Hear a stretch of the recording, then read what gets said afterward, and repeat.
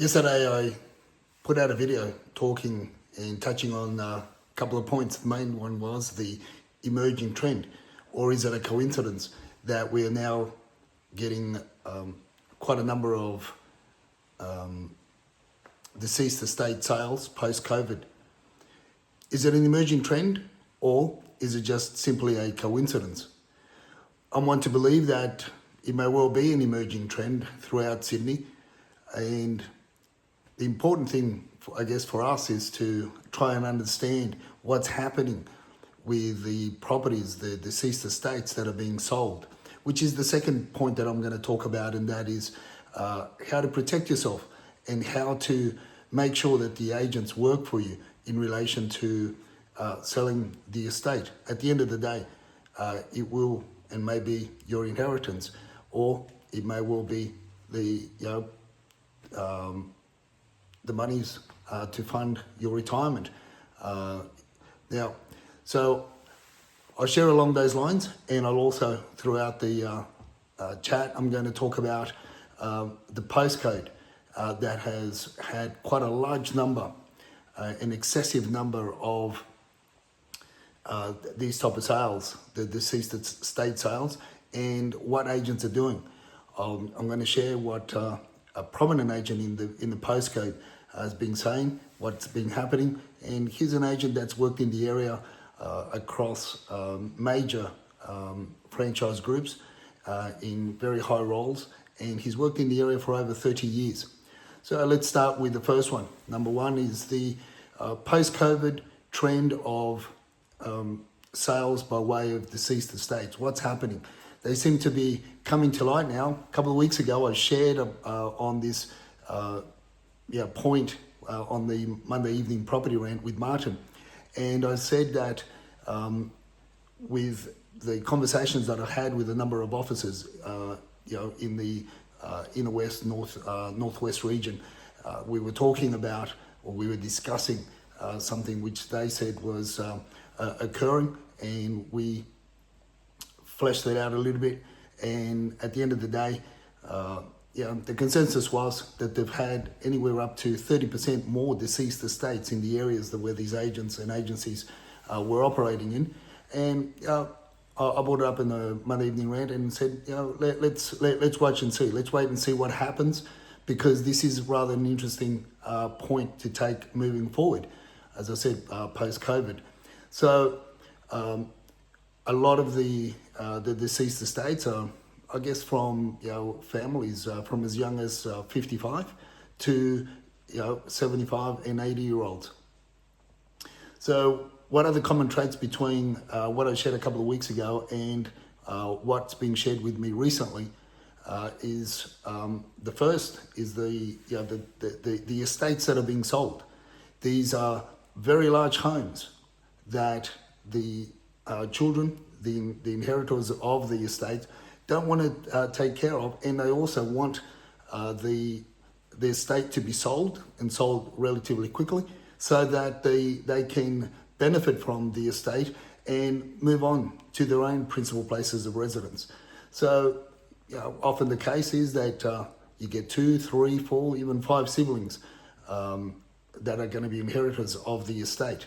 So when you start looking at the numbers of the end sales, and you start divvying up the leftovers post the payments of anything owing to banks and anyone else, when you start taking perhaps haircuts of 100, 200, 300, and even 400,000, you're divided amongst 5, 6 people. Doesn't seem a lot, and because the urgency that's placed on the sales by both some of the siblings, or in the majority of the cases, the urgency that's placed on the sale by the selling agent themselves, means that the properties are sold for anywhere between 10 and 15% less than what they should be sold for. Now, again, I brought this subject up with Martin in the Monday evening property rants, and we've talked about and fleshed that out as well, how agents are really, at the end of the day, selling agents are going to get paid no matter what the sale is, and they get paid quicker if the property sells quicker. So one of the main characteristics, as I said earlier on, was the size of the property.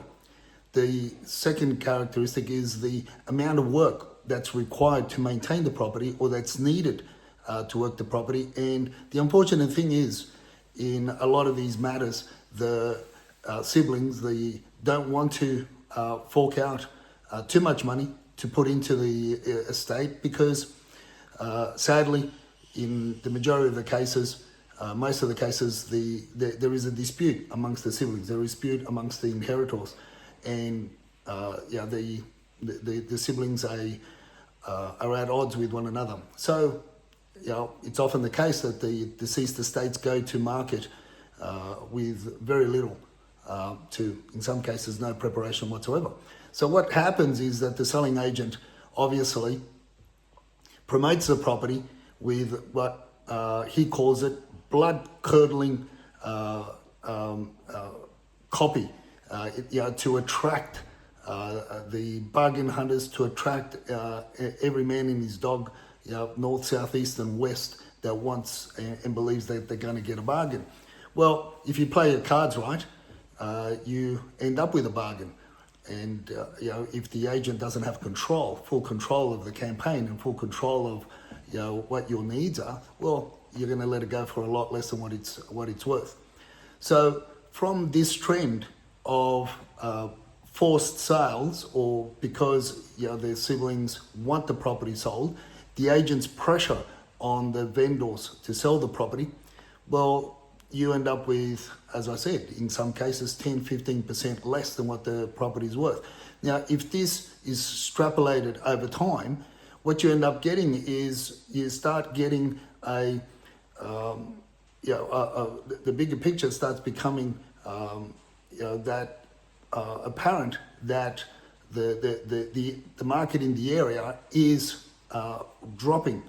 Now, is it dropping because of the normal trend? No, it's dropping because of the amount of forced sales or pressured sales, and the inheritors don't really care. So if you have one or two sales that are low value sales, you could say it's a one-off, or the people could say, look, it's an out of normal circumstance type of sale. But when you start getting 3 or 4 or 5, which is what we're going to talk about in the area that I alluded to yesterday, then it starts to have a huge impact on a postcode. It starts to have a huge impact on a pocket, a market in Sydney, and the people believe that the trend is on the way down.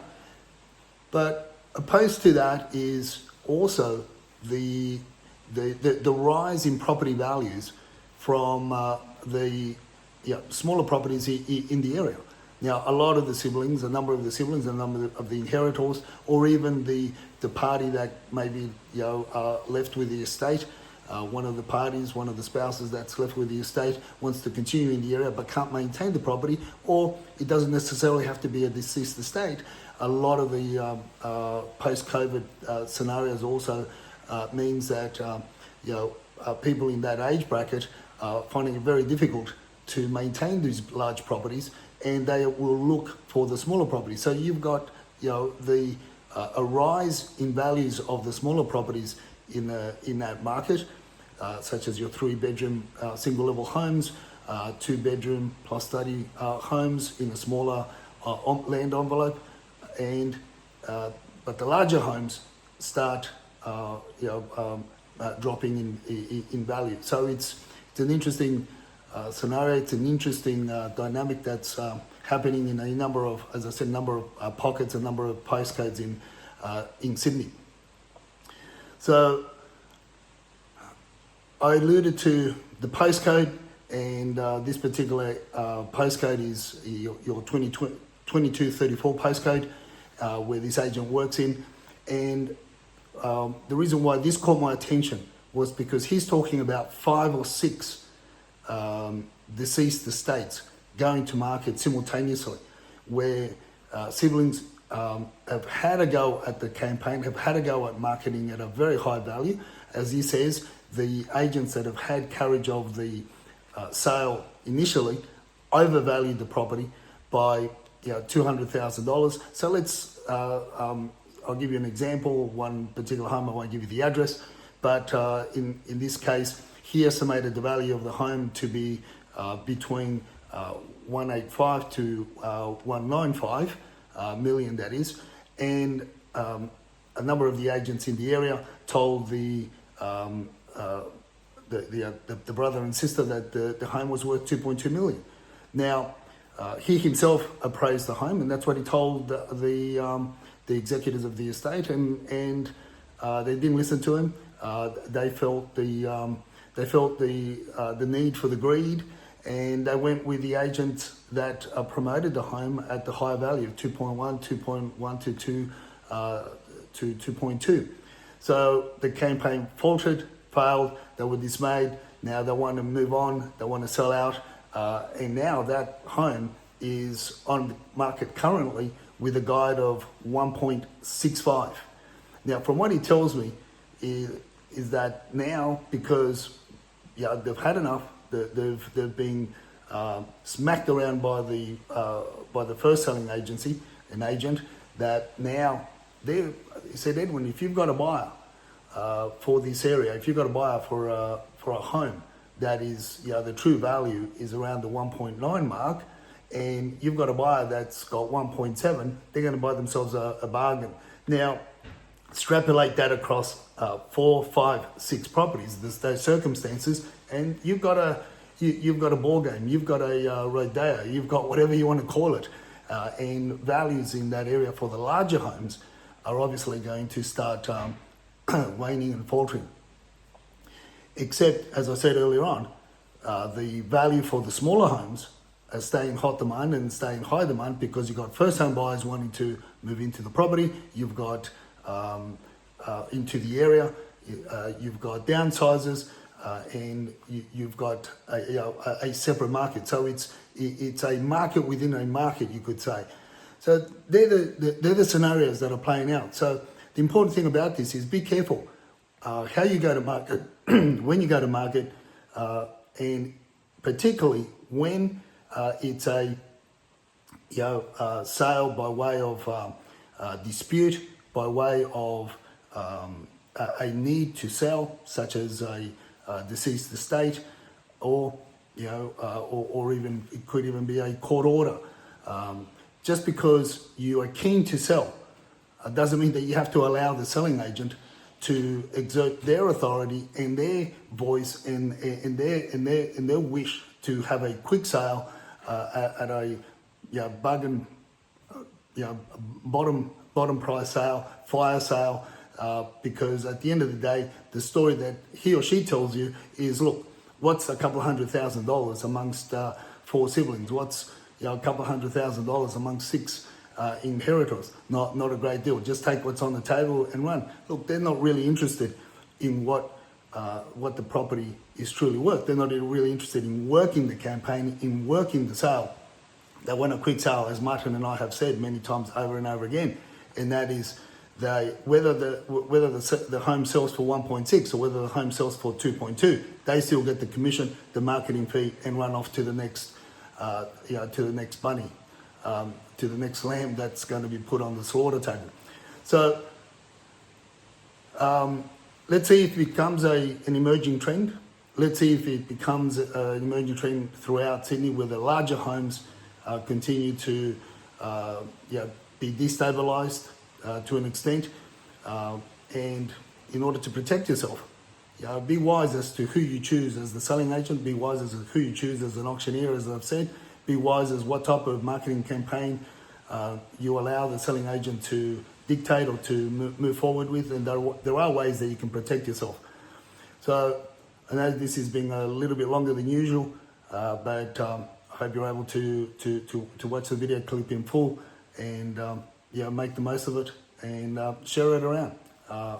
All the best, and see you on the see you on the battlefield, as I say. Cheers, bye.